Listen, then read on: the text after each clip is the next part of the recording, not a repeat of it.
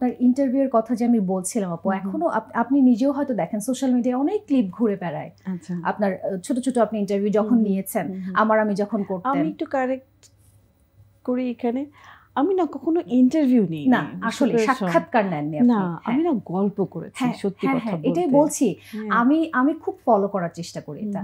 একদম প্রশ্নোত্তর পর্ব আমার বন্ধু বান্ধবকে আমি বলি, আমি আপনার স্টাইলটা খুব ফলো করার চেষ্টা করি। বাপরে, আসলে সত্যি আমার বলতে কোনো দ্বিধা নেই। আপনি এত সুন্দর গল্প করেছেন, যেটাকে আসলে গল্প না, একদমই গল্প। কারণ ওইখানে তখন যারা আসতেন অতিথি হিসেবে আসলে সবাইকেই কম বেশি চিনতাম। আর সবচেয়ে বড় কথা হচ্ছে যে একটা ব্যাপক পরিমাণের লেখাপড়া করা লাগে কারোর সাথে গল্প করতে গেলে। হয়তো আমি তাকে সেই প্রশ্নটা করব না, কিন্তু তিনি কে, তার ব্যাকগ্রাউন্ড কি, হয়তো ব্যাকগ্রাউন্ডটা আবার আমরা তার কাছ থেকে জানতে চাইবো, কিন্তু একটু আগে জানা থাকলে, জানা থাকতে হবে আমি কার সামনে বসেছি। জানা থাকলে যেটা হয় যে তখন তার উত্তরটা আমার কাছে পরিচিত লাগে, এবং ওইখান থেকে হয়তো কোনো একটা নতুন প্রশ্ন আমি তুলে আনতে পারি, যে অজানা কিছু যদি তার কাছ থেকে জানতে পারি আর কি।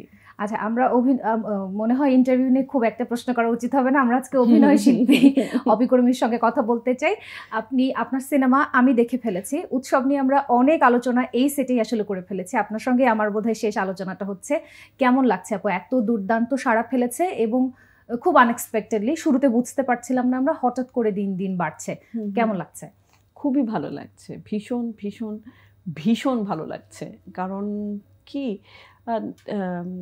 আমরা আসলে যে কারণে ছবিটা করতে চেয়েছিলাম, বিশেষ করে আমি তানিম নূর এর কথা যদি বলি, আমাকে যখন স্ক্রিপ্টটা বলছিল, এবং যে কারণগুলোর কারণে সে ছবিটা বানাতে চাচ্ছিল, আমি দেখেছি সেই কারণগুলো আসলে দর্শক কানেক্ট করতে পারছে সেই সব জায়গাগুলোতে। এই যে মানুষ পরিবার নিয়ে যাচ্ছে, প্লাস হচ্ছে কি সে যে জায়গাগুলোতে নক করতে চাচ্ছিল যে আমি 90s এটা ধরতে চাই, আমি মানুষের এই জায়গাটা ধরতে চাই, আমি এরকম করতে চাই, আমি চঞ্চল, জয়া, অপি বা এইখানে এরকম।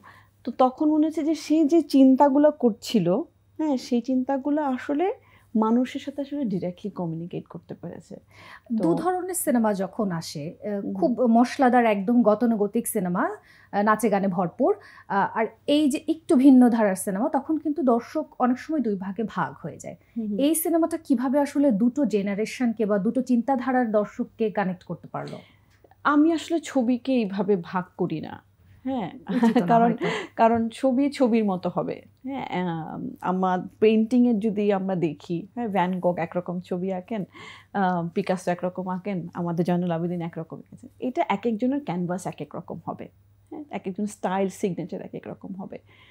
তো এবং সব রকমই হবে, সব রকমের ছবি হবে, বিভিন্ন ধরনের দর্শকের জন্য হবে।